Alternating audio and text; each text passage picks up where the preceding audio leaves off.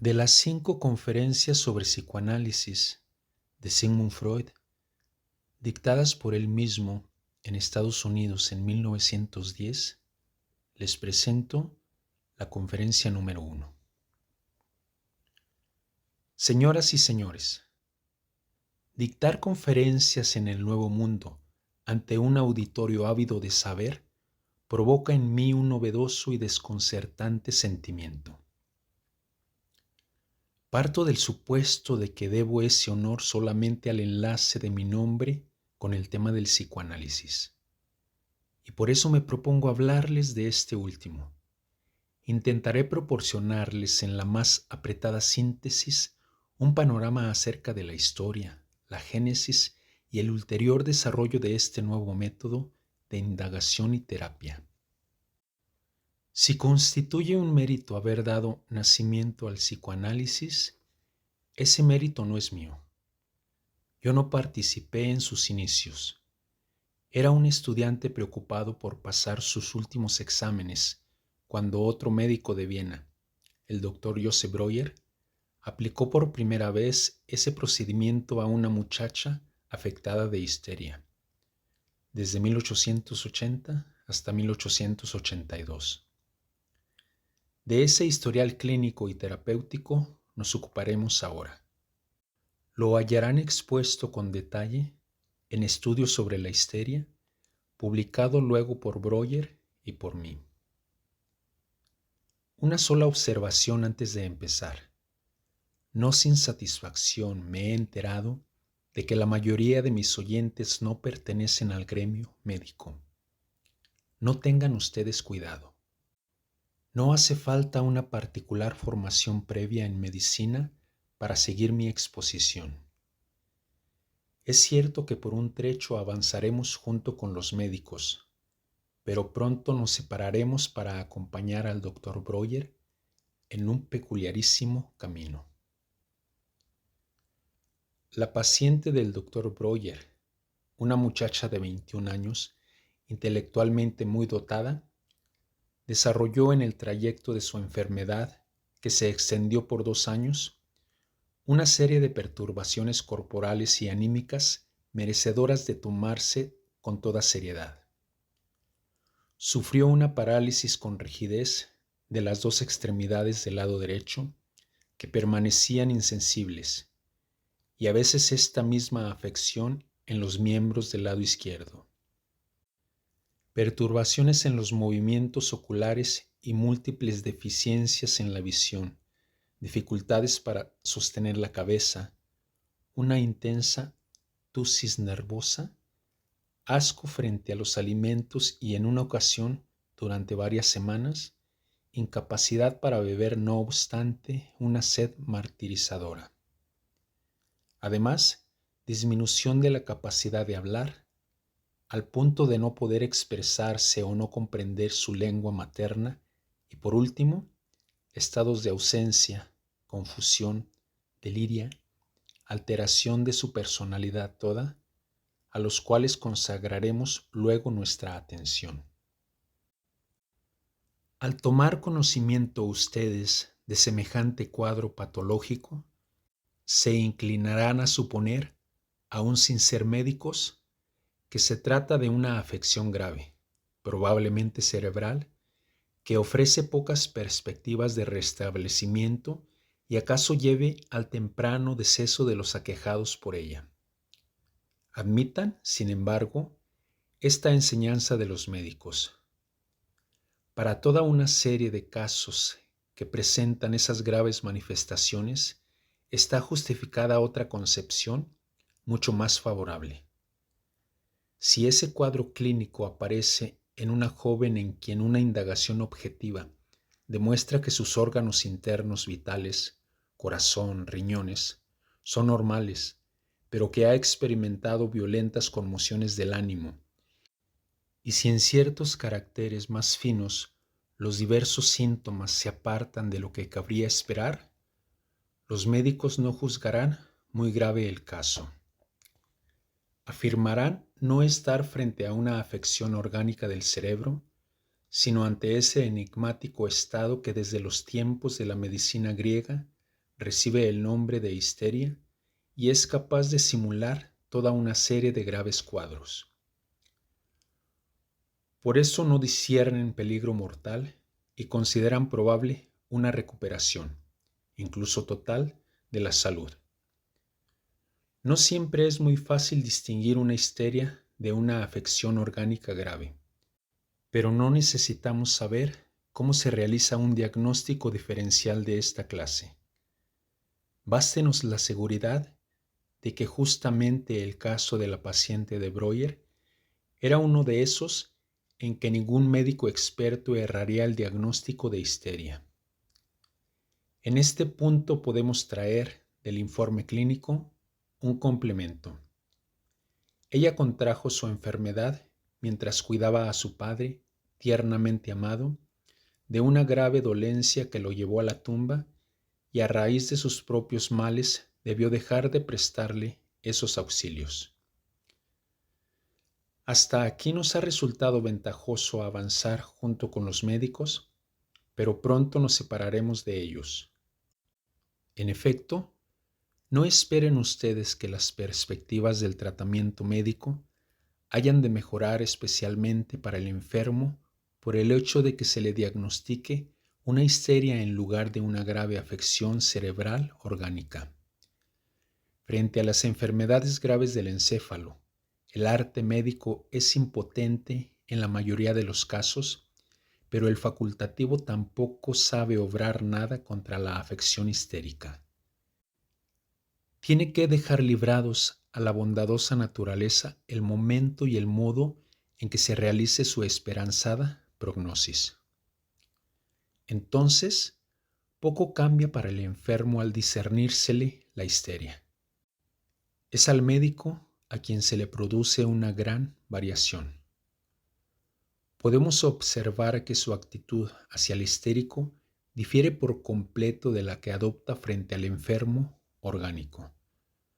No quiere dispensar al primero el mismo grado de interés que al segundo, pues su dolencia es mucho menos seria, aunque parezca reclamar que se la considere igualmente grave. Pero no es este el único motivo.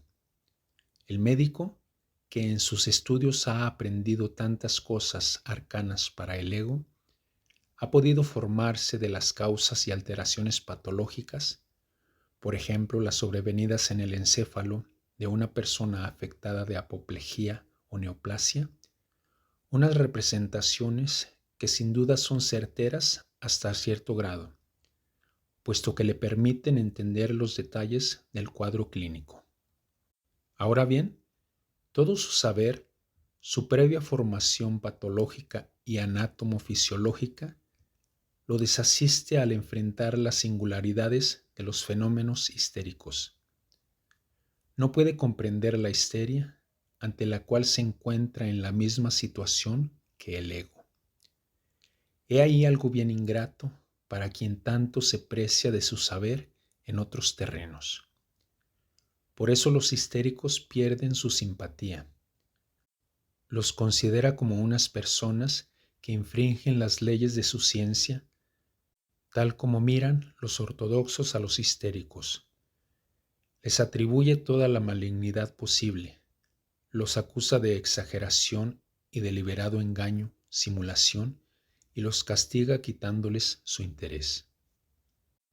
Pues bien, el doctor Breuer no incurrió en esta falta con su paciente. Le brindó su simpatía e interés, aunque al comienzo no sabía cómo asistirla.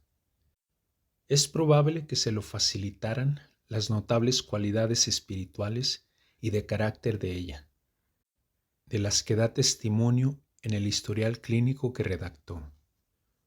Su amorosa observación pronto descubrió el camino que le posibilitaría el primer auxilio terapéutico. Se había notado que en sus estados de ausencia, de alteración psíquica con confusión, la enferma solía murmurar entre sí algunas palabras que parecían provenir de unos nexos en que se ocupase su pensamiento. Entonces el médico, que se hizo informar acerca de esas palabras, la ponía en una suerte de hipnosis y en cada ocasión se las repetía a fin de moverla a que las retomase. Así comenzaba a hacerlo la enferma, y de ese modo reproducía ante el médico las creaciones psíquicas que la gobernaban durante las ausencias y se habían traslucido en esas pocas palabras inconexas. Eran fantasías tristísimas, a menudo de poética hermosura, sueños diurnos, diríamos nosotros, que por lo común tomaban como punto de partida la situación de una muchacha ante el hecho de enfermo de su padre. Toda vez que contaba cierto número de esas fantasías, quedaba como liberada y se veía reconducida a la vida anímica normal. Ese bienestar, que duraba varias horas, daba paso al siguiente día a una nueva ausencia, vuelta a cancelar de igual modo mediante la enunciación de las fantasías recién formadas. No era posible sustraerse a la impresión de que la alteración psíquica exteriorizada en las ausencias era resultado del estímulo procedente de esas formaciones de fantasía plenas de afecto en grado sumo. La paciente misma, que en la época de su enfermedad, asombrosamente, solo hablaba y comprendía el inglés, bautizó a este novedoso tratamiento como talking cure, cura de conversación, o lo definía en broma como limpieza de chimenea. Pronto se descubrió como por azar que mediante ese deshollinamiento del alma podía obtenerse algo más que una eliminación pasajera de perturbaciones anímicas siempre recurrentes. También se conseguía hacer desaparecer los síntomas patológicos cuando en la hipnosis se recordaba, con exteriorización de afectos, la ocasión y el asunto a raíz del cual esos síntomas se habían presentado por primera vez. En el verano hubo un periodo de intenso calor y la paciente sufrió mucha sed. Entonces, y sin que pudiera indicar razón alguna, de pronto se le volvió imposible beber. Tomaba en su mano el ansiado vaso de agua, pero tan pronto lo tocaban sus labios, lo arrojaban de sí como si fuera una hidrofóbica. Era evidente que durante esos segundos caía en estado de ausencia. Solo vivía a fuerza de frutas, melones, etc., que le mitigaban su sed martirizadora. Cuando esta situación llevaba ya unas 6 semanas, se puso a razonar en estado de hipnosis acerca de su dama de compañía inglesa, a quien no amaba, y refirió entonces con todos los signos de la repugnancia cómo había ido a su habitación y ahí vio a su perrito, ese asqueroso animal, beber de un vaso. Ella no dijo nada, pues quería ser cortés.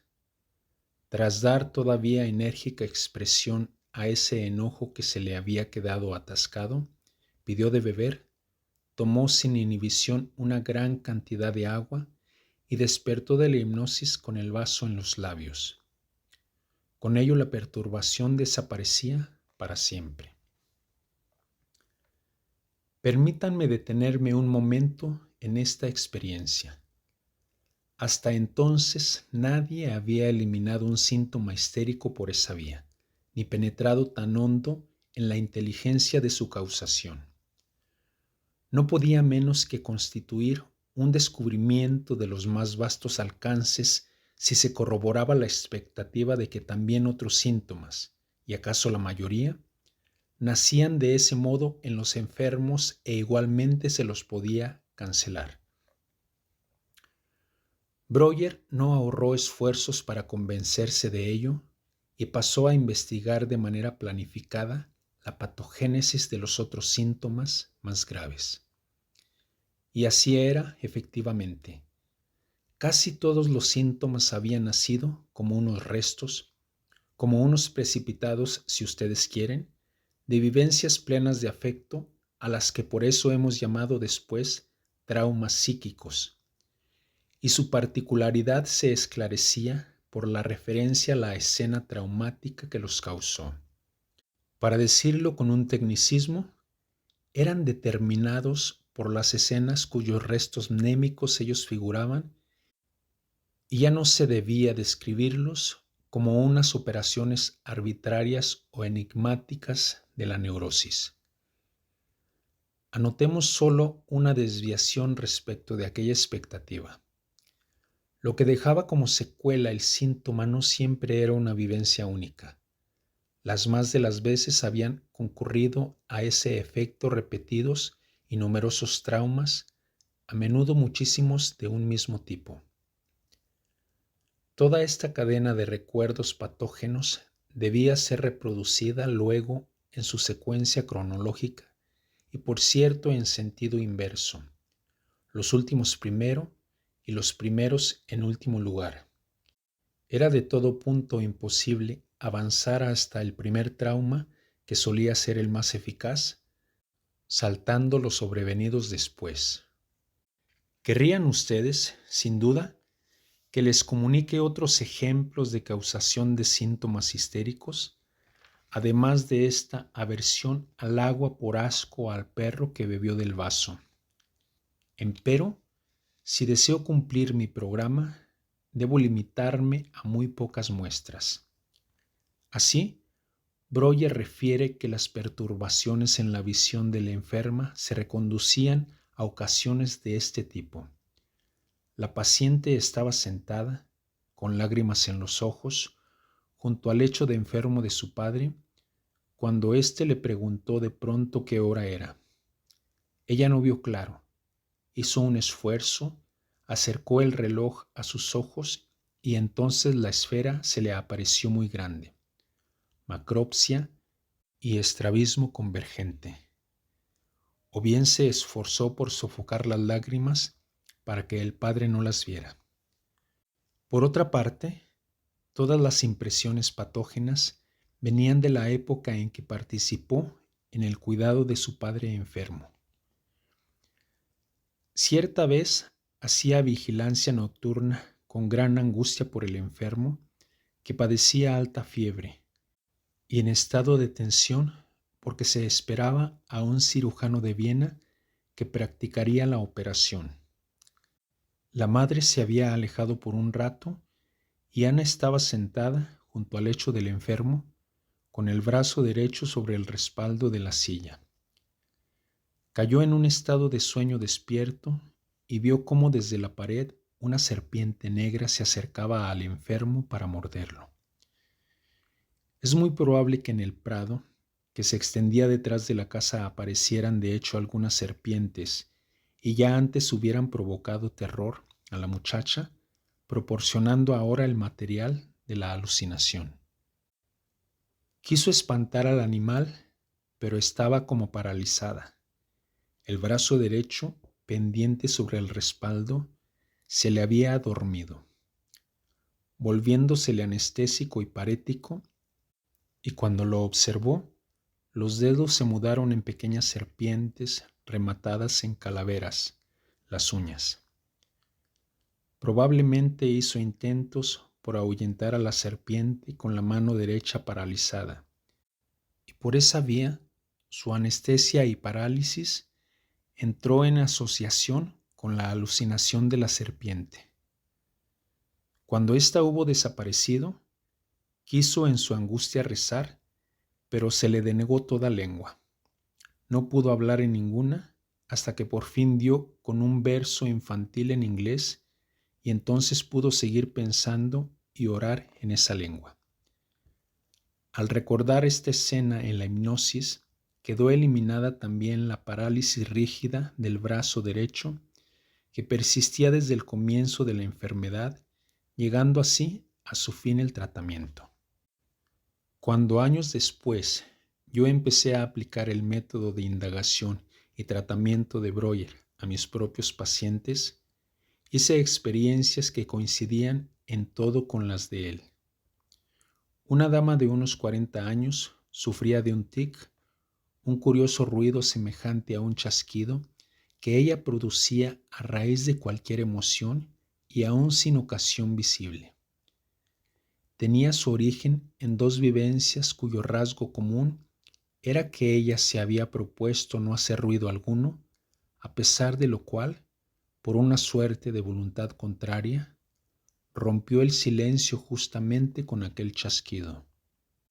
Una vez, cuando al fin había conseguido hacer dormir con un gran trabajo a su hija enferma, y se dijo que ahora tenía que guardar un silencio absoluto para no despertarla.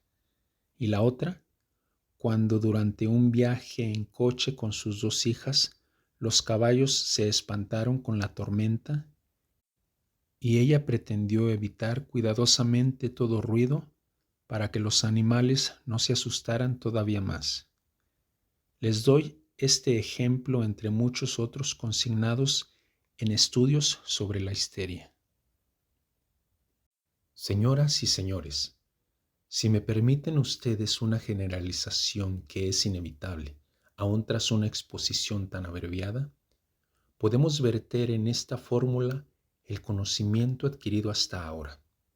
Nuestros enfermos de histeria padecen de reminiscencias. Sus síntomas son restos y símbolos mnémicos de ciertas vivencias traumáticas. Una comparación con otros símbolos mnémicos de campos diversos acaso nos lleve a comprender con mayor profundidad este simbolismo. También los monumentos con que adornamos nuestras grandes ciudades son unos tales símbolos mnémicos. Si ustedes van de paseo por Londres, hallarán, frente a una de las mayores estaciones ferroviarias de la ciudad, una columna gótica ricamente guarnecida, la Charing Cross. En el siglo XIII, uno de los antiguos reyes de la clase de Plantagenet hizo conducir a Westminster los despojos de su amada reina Eleanor y dirigió cruces góticas en cada una de las estaciones donde el sarcófago se depositó en tierra. Charing Cross es el último de los monumentos destinados a conservar el recuerdo de este itinerario doliente. En otro lugar de la ciudad, no lejos del London Bridge, descubrirán una columna más moderna, eminente, que en aras de la brevedad es llamada The Monument. Perpetúa la memoria del incendio que en 1666 estalló en las cercanías y destruyó gran parte de la ciudad. Estos monumentos son, pues, símbolos mnémicos como los síntomas histéricos. Hasta este punto parece justificada la comparación. Pero ¿qué dirían ustedes de un londinense que todavía hoy permaneciera desolado ante el monumento recordatorio del itinerario fúnebre de la reina Eleanor, en vez de perseguir sus negocios con la premura que las modernas condiciones de trabajo exigen, o de regocijarse por la juvenil reina de su corazón? ¿O de otro que ante The Monument llorara la reducción a cenizas de su amada ciudad, que empero hace ya mucho tiempo que fue restaurada con mayor esplendor todavía? Ahora bien, los histéricos y los neuróticos todos se comportan como esos dos londinenses no prácticos. Y no es sólo que recuerden las dolorosas vivencias de un lejano pasado, todavía permanecen adheridos a ellas, no se libran del pasado y por él descuidan la realidad efectiva y el presente. Esta fijación de la vida anímica a los traumas patógenos es uno de los caracteres más importantes y de mayor sustantividad práctica de las neurosis. Les concedo de buen grado la objeción que quizá formulan ustedes en este momento, considerando el historial clínico de la paciente de Breuer. En efecto, todos sus traumas provenían de la época en que cuidaba a su padre enfermo, y sus síntomas solo pueden concebirse como unos signos recordatorios de su enfermedad y muerte. Por tanto, corresponden a un duelo y no hay duda de que una fijación a la memoria del difunto tan poco tiempo después de su deceso no tiene nada de patológico, sino que más bien responde a un proceso de sentimiento normal. Yo se los concedo. La fijación a los traumas no es nada llamativo en el caso de la paciente de Breuer, pero en otros, como el del tic tratado por mí, cuyos ocasionamientos se remontaban a más de 15 y a 10 años, el carácter de la adherencia anormal al pasado resulta muy nítido y es probable que la paciente de Breuer lo habría desarrollado igualmente de no haber iniciado tratamiento catártico transcurrido un lapso tan breve desde la vivencia de los traumas y la génesis de los síntomas. Hasta aquí solo hemos elucidado el nexo de los síntomas histéricos con la biografía de los enfermos. En este punto, a partir de otros dos aspectos de la observación de Breuer, podemos obtener una guía acerca del modo en que es preciso concebir el proceso de la contracción de la enfermedad y del restablecimiento. En primer lugar, corresponde destacar que la enferma de Breuer, en casi todas las situaciones patógenas, debió sofocar una intensa excitación en vez de posibilitarle su decurso mediante los correspondientes signos de afecto, palabras y acciones. En la pequeña vivencia con el perro de su dama de compañía sofocó, por miramiento hacia ella, toda exteriorización de su muy intenso asco. Y mientras vigilaba junto al lecho de su padre, tuvo el permanente cuidado de no dejar que el enfermo notara nada de su angustia y dolorosa desazón. Cuando después reprodujo ante el médico esas mismas escenas, el afecto entonces inhibido afloró con particular violencia, como si se hubiera reservado durante todo ese tiempo. Y en efecto, el síntoma que había quedado pendiente de esa escena cobraba su máxima intensidad a medida que uno se acercaba a su causación, para desaparecer tras la completa tramitación de esta última. Por otro lado, pudo hacerse la experiencia de que recordar la escena ante el médico no producía efecto alguno cuando por cualquier razón ello discurría sin desarrollo de afecto. Los destinos de estos afectos, que uno podía representarse como magnitudes desplazables, eran entonces lo decisivo tanto para la contracción de la enfermedad como para el restablecimiento. Así resultó forzoso suponer que aquella sobrevino porque los afectos desarrollados en las situaciones patógenas hallaron bloqueada una salida normal y la esencia de su contracción consistía en que entonces esos afectos estrangulados eran sometidos a un empleo anormal. En parte persistían como unos lastres duraderos de la vida anímica y fuentes de constante excitación. En parte experimentaban una transposición a inusuales inervaciones e inhibiciones corporales que se constituían como los síntomas corporales del caso. Para este último proceso hemos acuñado el nombre de conversión histérica. Lo corriente y normal es que una parte de nuestra excitación anímica sea guiada por el camino de la inervación corporal, y el resultado de ello es lo que conocemos como expresión de las emociones. Ahora bien, la conversión histérica exagera esa parte del decurso de un proceso anímico investido de afecto. Corresponde a una expresión mucho más intensa, guiada por nuevas vías de la emoción. Cuando un cauce se divide en dos canales, se producirá la congestión de uno de ellos tan pronto como la corriente tropiece con un obstáculo en el otro. ¿Lo ven ustedes? Estamos en vías de obtener una teoría puramente psicológica de la histeria en la que adjudicamos el primer rango a los procesos afectivos. Una segunda observación de Breuer nos fuerza ahora a conceder una significatividad considerable a los estados de conciencia entre los rasgos característicos del acontecer patológico.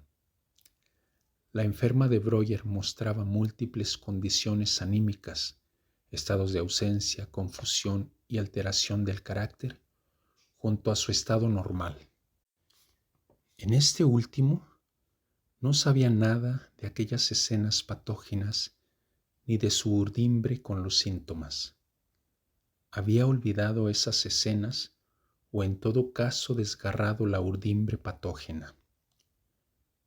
Cuando se la ponía en estado de hipnosis, tras un considerable gasto de trabajo, se lograba reevocar en su memoria esas escenas y merced a este trabajo de recuerdo, los síntomas eran cancelados. La interpretación de estos hechos habría provocado gran desconcierto si las experiencias y experimentos del hipnotismo no hubieran indicado ya el camino. El estudio de los fenómenos hipnóticos nos había familiarizado con la concepción, sorprendente al comienzo, de que en un mismo individuo son posibles varios agrupamientos anímicos que pueden mantener bastante independencia recíproca, no saber nada unos de otros y atraer hacia sí alternativamente a la conciencia. En ocasiones se observan también casos espontáneos de esta índole que se designan como de doble conciencia.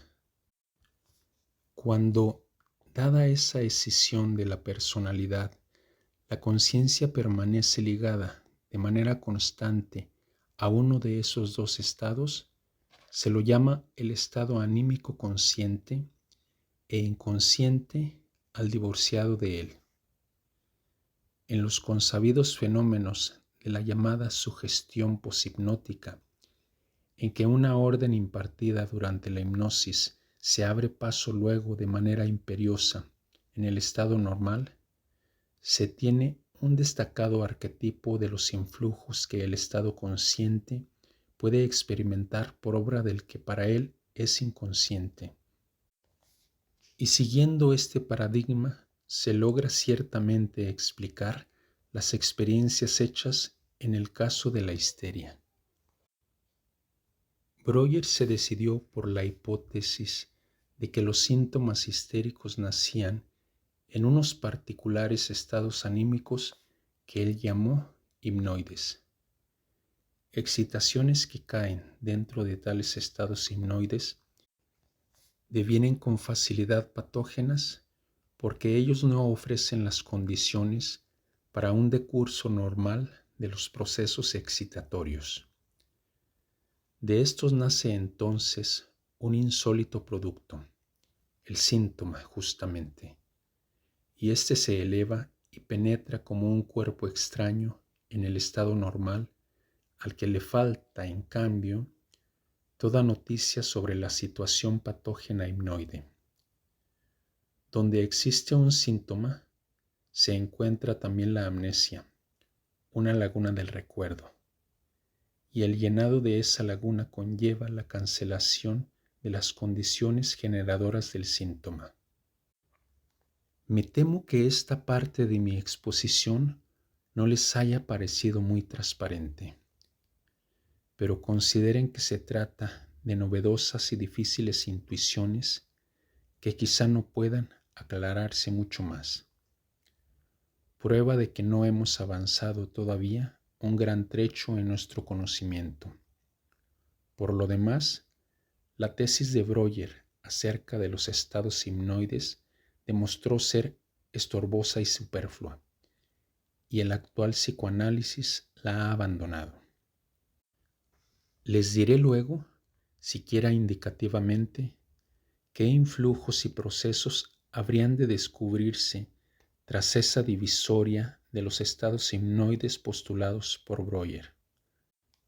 Habrán recibido ustedes, sin duda, la justificada impresión de que las investigaciones de Breuer solo pudieron ofrecerles una teoría harto incompleta y un esclarecimiento insatisfactorio de los fenómenos observados. Pero las teorías no caen del cielo, y con mayor justificación todavía, deberán ustedes desconfiar si alguien les ofrece ya desde el comienzo de sus observaciones una teoría redonda y sin lagunas. Es que esta última solo podría ser hija de la especulación y no el fruto de una exploración de los hechos sin supuestos previos.